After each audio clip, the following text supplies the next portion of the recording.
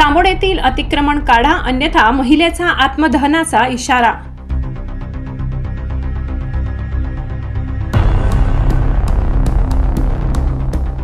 साक्री तालुक्यातील सामोडे ग्रामपंचायत हद्दीतील अतिक्रमण काढण्यास ग्रामपंचायत टाळाटाळ करीत असल्याचा आरोप करीत ज्योती भोलेनाथ गवांदे यांनी 7 एप्रिल रोजी आत्मदहन करण्याचा इशारा दिलाय। वेळोवेळी केली तक्रार, मात्र त्यावर अधिकाऱ्याच्या माध्यमातून प्रतिसाद मिळाला नाही। त्यांनी उच्च न्यायालयाच्या आदेशानुसार अतिक्रमण काढण्याची मागणी केली तरी अद्याप कारवाई झाली नाही। या अतिक्रमणामुळे रस्त्याची रुंदी कमी झाली आहे, त्यामुळे गवांदे यांच्यासह स्थानिक नागरिकांना मोठा अडथळा निर्माण झालाय।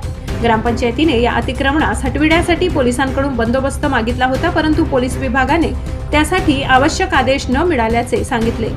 अधिकाऱ्यांकडे आहे गवांदे यांची माहिती।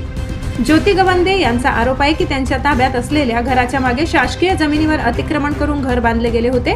त्यानंतर या अतिक्रमणावर कारवाई करण्याची मागणी संबंधित माहिती मागवली, परंतु त्याचाही उपयोग झाला नाही। त्यांचा आरोप आहे की संबंधित अधिकारी अतिक्रमणावर कारवाई दिरंगाई करत आहेत, त्यामुळे मागणीची दखल घेतल्यास 7 एप्रिल रोजी ग्रामपंचायत सामोडेच्या प्रांगणात आत्मदहन करेल असा इशारा ज्योती गवांदे यांनी दिलाय। या घटनेत माझा मृत्यू झाल्यास त्या संबंधित व्यक्ती आणि अधिकारी कारणीभूत राहतील आणि त्यांच्यावर गुन्हा दाखल करण्यात यावा अशी मागणीही त्यांनी केली आहे। ब्युरो रिपोर्ट पिंपळनेर, सहसंपादक अनिल बोराडे।